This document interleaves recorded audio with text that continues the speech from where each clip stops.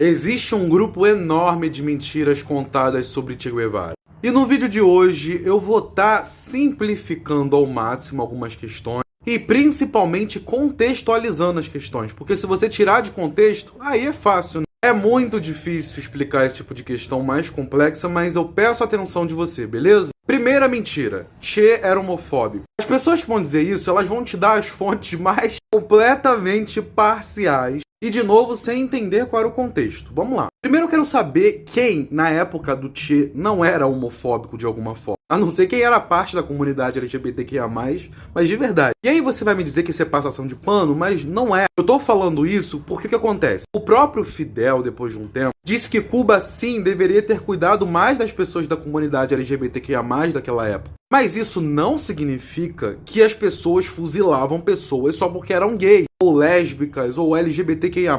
O Che Guevara e o Fidel não tinha preconceito não, meu filho. Você quer defender a ditadura do Batista? Você é burguês e tá querendo acabar com a revolução para instaurar de novo aquela ditadura? Então não tem preconceito não, você pode ser gay, você pode ser lésbica, você pode ser você vai pro paredão, filho. E essa do paredão vai nos levar para o segundo contexto, que é outra mentira. É mais uma vez as pessoas tirando as coisas de contexto. Ah, mas o Che Guevara era um assassino maldoso, blá blá blá, comia criancinhas no café da manhã. Irmão, nem você acredita nisso, não é mesmo? Vamos contextualizar então. Se o Brasil, nesse momento, entrar em guerra e você fizer parte do exército, o que você vai fazer? Você vai pegar flores e vai jogar nos seus opositores? Fora que assim, guerra no Brasil é uma coisa que não faz sentido nenhum, não é mesmo? Se o exército agora vai lá pra Ucrânia, meu filho, olha pra minha cara que eu vou pra Ucrânia. Mas nesse caso era completamente diferente. Cuba vivia uma ditadura de um cara que chamavam de Batista, que fazia com que a ilha cubana fosse nada além de um bordel dos Estados Unidos.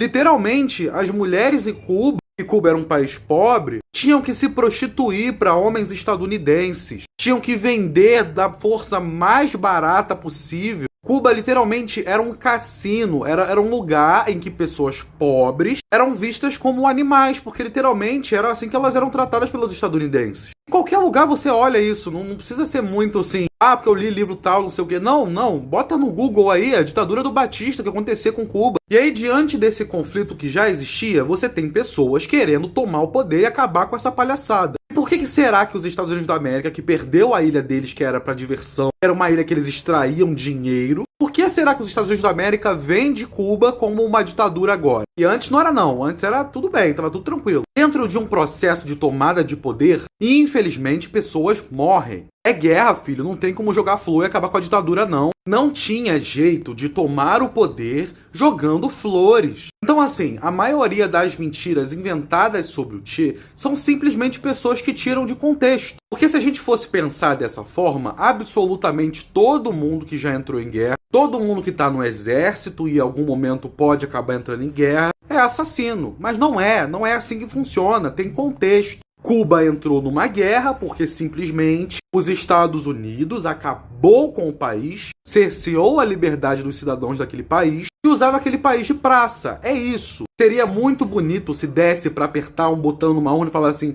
a gente não quer mais ser colônia dos Estados Unidos da América. Mas não existe essa possibilidade. Não tinha outra forma de você não acabar com esse tipo de palhaçada sem um processo revolucionário que envolve mortes, infelizmente. Ninguém queria que fosse assim, a gente queria muito bem transicionar tranquilamente, mas é isso. E depois da Revolução, várias pessoas fizeram várias autocríticas sobre o processo revolucionário em Cuba. O próprio Fidel Castro falou sobre as pessoas LGBTQIA+, diante do processo revolucionário, que elas deveriam ter sido mais protegidas. Mas, brother, é um momento de convulsão social. É uma revolução, não tem como esse tipo de rusga não acontecer. Revolução não é uma parada bonitinha. Mas tá passando pano. Meu irmão, não tô passando pano. A Primeira, a Segunda Guerra Mundial, qualquer evento histórico, a Revolução Francesa, a independência do Brasil, qualquer evento histórico que você for estudar envolve esse tipo de coisa. Esse tipo de rusga, morte. E seria muito legal a gente viver num mundo em que esse tipo de coisa não acontece. Mas não é o caso. Então não podemos chamar Che nem Fidel de assassinos porque é um contexto de guerra e eles estavam lutando pela libertação do país deles. E logo mais eu vou fazer vídeos indicando leituras para poder a gente conversar sobre isso, porque vai ajudar muito. Enfim, vou ficando por aqui, viu? Tchauzinho.